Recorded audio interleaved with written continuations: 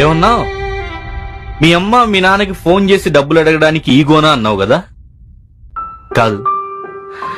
ఎందుకు కాదంటే, నైట్ పడుకునే ముందు మా నాన్న ఫోన్ చేస్తాడు, ఎరా తిన్నావా అని.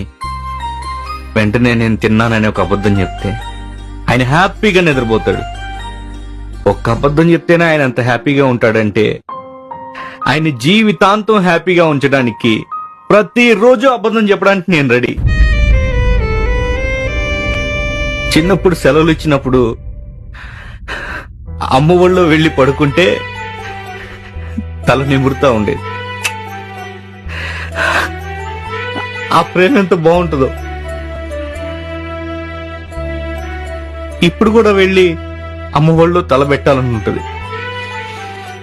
కానీ కుదరదు. ఈగో కాదు, అమ్మ ఒళ్ళో తలపెట్టి పడుకున్నప్పుడు ఒక మాట అడిగింది,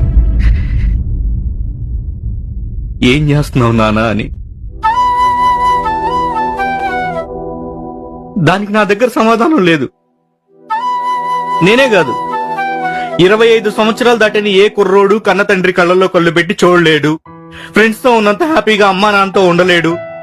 కారణం ఈగోనో బలుపో ఇంకోటో కాదు. 25 ఏళ్లు వాళ్ళు మనల్ని పెంచారు, ఇంకా వాళ్ళని ఏమి ఇబ్బంది పెట్టాలరా అనే ఏమన్నావు? మీ అమ్మ మీ నాన్నకి ఫోన్ చేసి డబ్బులు అడగడానికి ఈగోనా అన్నావు కదా?